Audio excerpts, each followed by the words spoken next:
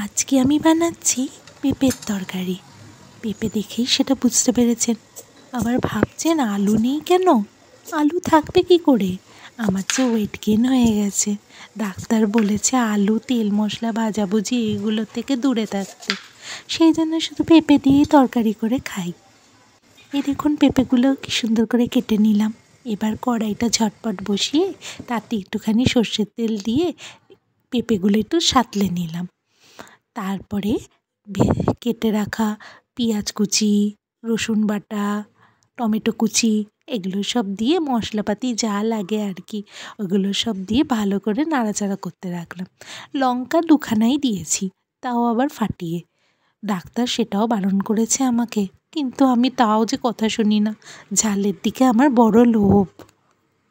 দুপুরবেলা বাবানকে ঘুম পাড়িয়ে অবসর সময়গুলোতে একটুখানি ভাবলাম ব্লগ বানাই। না, আমি কিন্তু কোনো ব্লগার নই। ওই ইচ্ছে হলো একটুখানি ভিডিও করতে, তাই ভিডিও করতে বসলুম। এই দেখুন পাশের আমি তাওয়াতে আমার রুটিটাও বানাতে বসিয়ে দিয়েছি। রুটিটা দেখুন দিতে না দিতেই কেমন ফুলে উঠলো। পারবেন আপনারা এই ম্যাজিকটা করতে? এই ম্যাজিকটা কিন্তু শুধু আমিই পারি। এই কাজকর্মগুলো আমি রোজই করি। এখন ভাবলাম একটুখানি আপনাদের সাথে শেয়ার করি, তাহলে আর একা একা ফিল হয় না। দুপুরবেলা সেভাবে গানও চালাতে পারি না, ছেলেটা যে ঘুম থেকে উঠে পড়বে, সেই জন্য। রুটিগুলো দেখেছেন কি সুন্দর করে ফুলছে?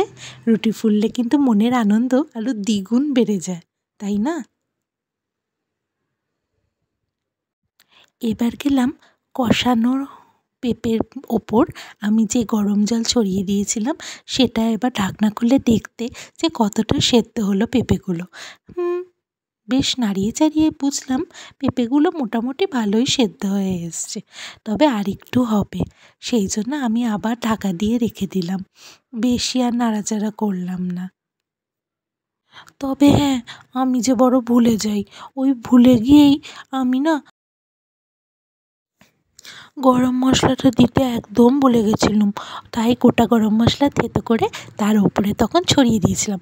ও দেখুন ওইটা আবার আমি ভিডিও করতে ভুলে গেলাম। আর এইগুলো কি দেখাচ্ছি? ওই যে সেদ্ধ হচ্ছিল যখন পেঁপেটা, সেই সুযোগে আমার গাছের নতুন ফুলের কুঁড়িগুলো আর বৃহস্পতিবারের ঘর সাজানোটা দেখালাম। এসব ভিডিও বানিয়ে খেতে বসা অনেক হ্যাপা, জানেন তো? অনেক কষ্ট করে ভিডিওটা বানিয়েছি। একটু কমেন্ট করে জানাবেন না কেমন লাগলো? আপনাদের জন্য একটুখানি তুললাম রুটি। হা করুন, আবার দেখা হবে হয়তো অন্য একটা ভিডিওতে। টাটা।